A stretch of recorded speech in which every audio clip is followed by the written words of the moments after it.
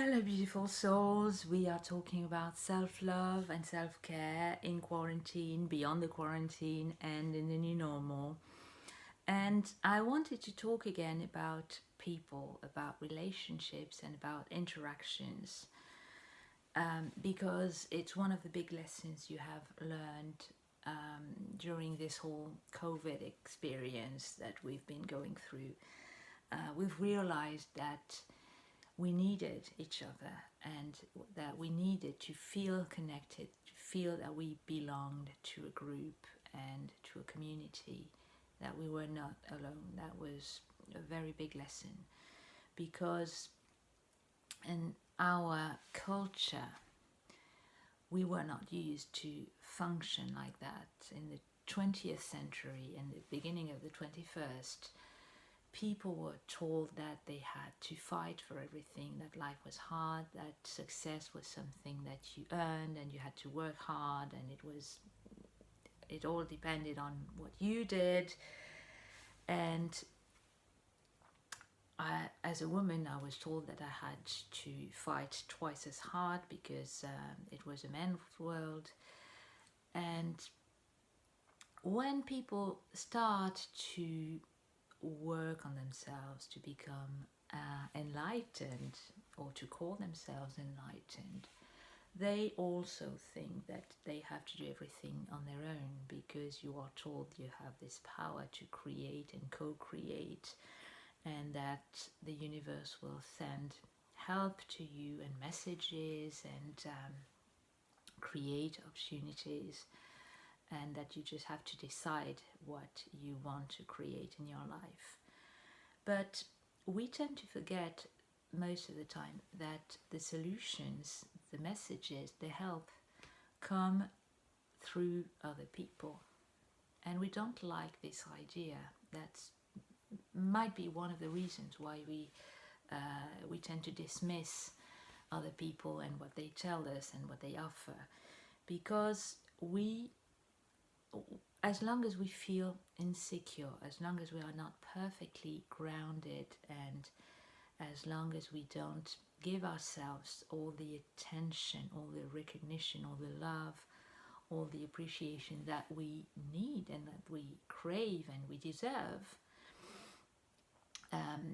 but as long as we don't give ourselves all we need, we are going to expect people to recognize us, and we are going to want the success to be obviously our own. We want this image of the person who struggled but who made it.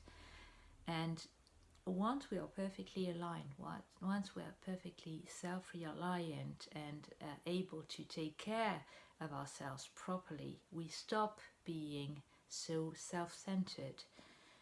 It's a paradox because you look after yourself a lot better, but you also become less selfish because you are strong, because you already have everything you need, and you also become able to help people but also to receive, because you are no longer ashamed to receive.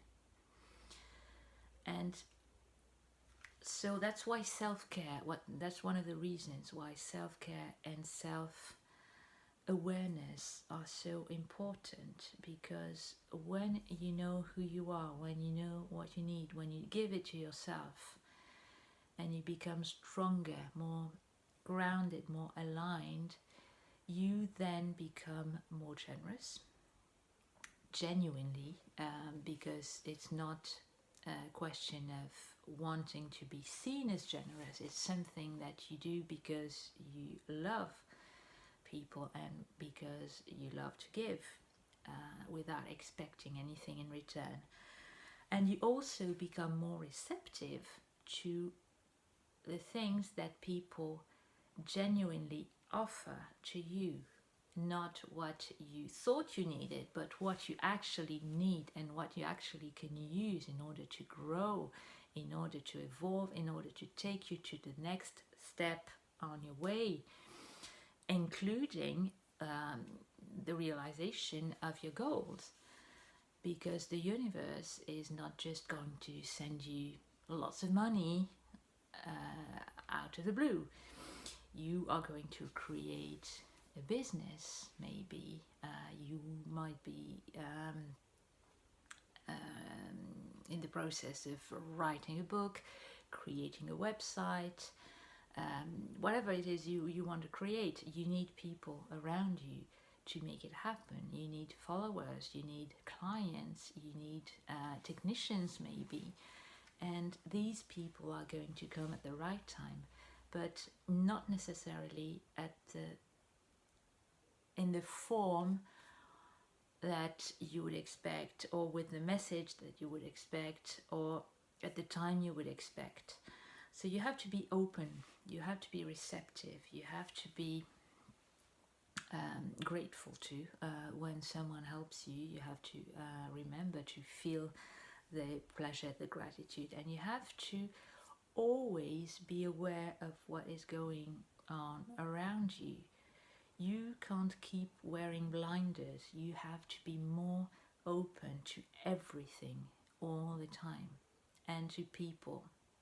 And it reminds me of the story of this guy who, during a flood, who didn't want to leave his house because he thought God would save him. He'd been praying so hard, and his neighbor offered to take him in his car. He said, no, I'll be fine. God will save me. So the neighbor leaves, and the water keeps rising, and the guy has to go upstairs, and from his window he sees a little boat with lifeguards, and he says, no, I'm fine, I'm going to stay here because I know I'll be safe. And the water keeps rising, and he has to climb to the roof, and from his rooftop he sees a helicopter with a rope ladder, and he says, no, I'll be fine, and then he drowns. And he says to God, well, I prayed and prayed and prayed, and I thought you would save me. And God says, yes, I sent you a car, I sent you a boat, I sent you a helicopter, and you refused my help. And that's what happens. People are there with messages, with practical solutions, with new ideas that you probably would never have thought about yourself. So we have to accept the help, the different opinions, ideas, solutions. Things rarely happen in the way we thought they would. What we have to figure out is what we want in terms of the end result. I want to be happy. I want to be surrounded by people who love me. I want to live a comfortable life. I want a job that I enjoy doing every day. But you don't necessarily know all the details. And it's good, because it means that you don't have to figure everything out. The answers will come. But you have to be willing, you have to be receptive. And that's one thing we are not used to doing.